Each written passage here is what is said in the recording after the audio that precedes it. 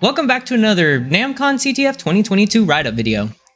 In this video, we'll be walking through the cryptography challenge XORROX. Let's get into it. We are exclusive. You can't date anyone, not even the past. And don't even think about looking in the mirror. Okay, so if you download the files, you'll see them here. If you open up output.txt, you'll notice there's a XORROX array and an INC array, probably is the flag, and XORROX is probably some kind of key we need to XOR by in the code.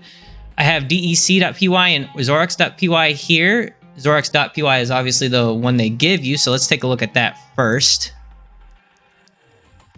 Okay, so you're going to open a flag.txt, and that probably is the plaintext flag, I would imagine. Then they generate a random key from 1 to 256, and then they do that 38 times, I'm guessing, because usually the typical flag length for this CTF is 38. And then they define that XORROX array and that INC array that we saw in the txt file, the output.txt file, and then they loop, they enumerate the key, which is just saying, okay, at this index is this value, which will be the key value, and then k equals 1 for j in range of that.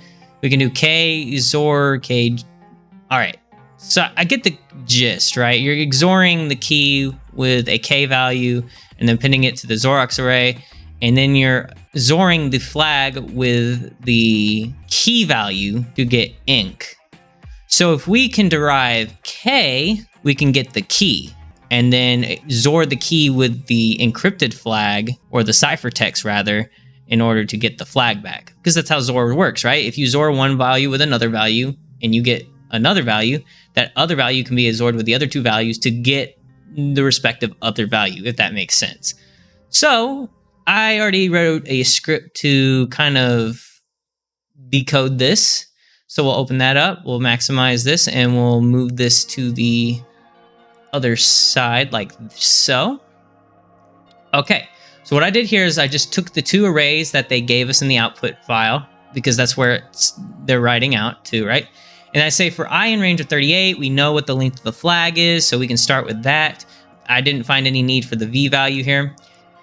Now, this is where I kind of did some calculations, right? We know that k XORed with the, that's the XOR one, right? XOR j should be kj, but I thought about it and I was like, wait, no, k should be initialized to whatever the XORROX index is, because that's going to be your first XOR value. So you should be XORing by XORROX first and then building a key based off of that. And every time you XOR by XORROX, as you increment in indexes, as you go further up the XORROX array, you're going to be XORing more and more of those values repeatedly with each other.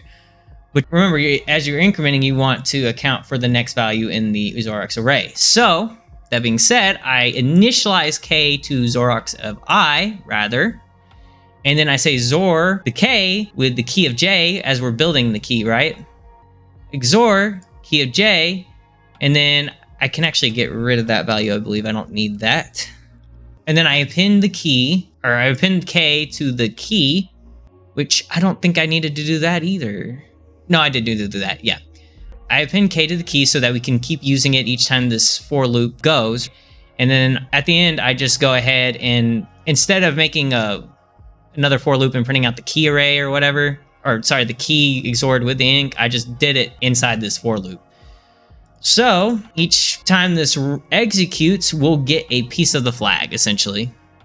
Now you may be thinking, wait, since key isn't initialized, the key array isn't initialized the first time, won't this go out of bounds? Well, no, because if you look at the for loop, right, I starts at 0, and 0 to 0, it just won't even iterate there. So our first k value will be XORROX of I, which is 1. And all the other iterations after that will be fine. So there's no need to worry on that end of there being an index out of bounds. So let's go ahead and run this.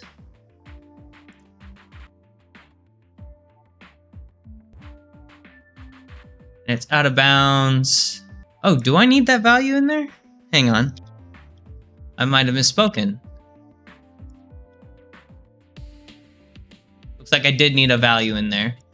Okay, well, you can throw whatever you want to inside the starting key value. I, of course, did 1 since that's the first value of the XORROX. And if you go over here, 1 is kind of it skips over and 1 is appended as well to XORROX. So I just assumed that it would be 1, or I thought 1 would be a fitting value. So you do need to at least put 1 in there to get things kicked off. But everything after that is fine. Now you'll notice down here, F and L are cut off because obviously I didn't reverse it perfectly, but that's fine. We have the part of the flag that we need. So let's go ahead and take this